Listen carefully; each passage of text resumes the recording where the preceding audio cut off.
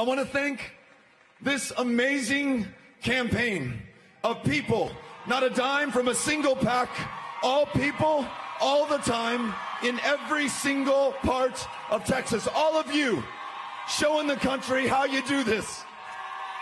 I'm so proud of you guys. Beto O'Rourke right there was a hopeful on the Democrat side. Andy Hira from S.F.U, poli-sci professor, joining us, making sense of the U.S. midterm elections. Didn't go his way with these elections, but the statement, let's start here, the statement made by America given the result we have just seen.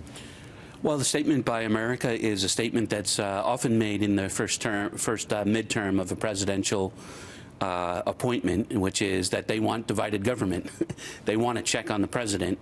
And so you see the Democrats will control the House, and that creates potentially more gridlock, but it also creates some kind of barrier of control on what the president can get away with. The president, Donald Trump, already tweeting this morning, congratulating everyone for the results, looking forward to getting work done. But what will this mean for the next 2 years with the president, given the polarizing politics that exist? Will there be progress, or will there just be debates? I think the Democrats have a strategic choice to make. Will they act like the Republicans did when Obama was elected and create gridlock through beginning impeachment and all kinds of investigations using subpoena power, or will they go the legislative route and pass an infrastructure bill upon which there is a great deal of consensus? My guess is the former, because the 2020 election is not that far away. So who is the leader that will step up? Because Beto O'Rourke was celebrated as someone that could lead and unify the Democrats. And now that we're 2 years away from another major election, we're still waiting to see that voice. You see former President Barack Obama campaigning. Great to see his voice on that side. But they still need a leader that could challenge President Donald Trump. Yeah, and you could really see that. I think Trump's campaigning, especially in the red states, made a big difference in the Senate races.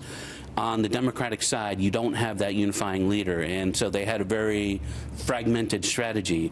In some states, they had kind of a moderation strategy to get swing voters, and in some states like Texas and Florida, they had a very progressive platform.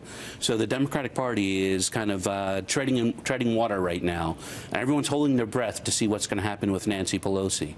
If Nancy Pelosi gets replaced, as she should, a new millennial generation might take over the party and put it in a different direction. On the other side, the Republicans retain control of the Senate. What does that mean for them over the course of the next 2 years? It means that impeachment can be passed by the House, but it will not pass through the Senate. And it also means further appointments, especially to the whole judicial system up and down the ranks, will pass easily for Trump. And so his lasting legacy will go on for generations. One of the interesting findings of this election was that it was historic in terms of firsts, and there's a list of them. The first Muslim women to be elected to Congress, Native American women elected to Congress, the youngest woman ever elected, openly gay man elected as a U.S. governor, and at least 100 women in the House. What does this say in terms of temperature, politics, and inclusion of diversity in America? So I think that's the point that a lot of people have missed in terms of the Trump story. They see it as a very one-sided thing. And what we see really is Trump, in my opinion, is just the waves. We're not seeing the currents that are happening below those waves. And one of those currents is a change in generation with new millennial candidates like Beto O'Rourke. Even though he didn't win, or Gillum didn't win, or Stacey Abrams, an African-American woman, or an African-American man, in Gillum's case in Florida, didn't win in the Deep South, what we see is there actually are contenders. And no one would have thought this was possible just 5 or 10 years ago. The type of leadership we say, and whether you love the style or disagree with the style of U.S. President Donald Trump, is this a style we're seeing all around the world?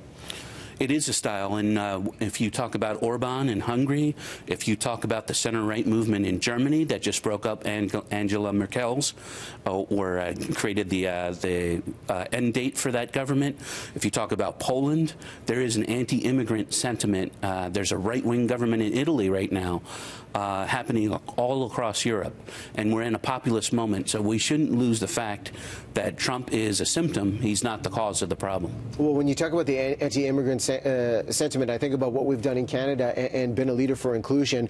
What do the results of this U.S. midterm election mean for us here in Canada?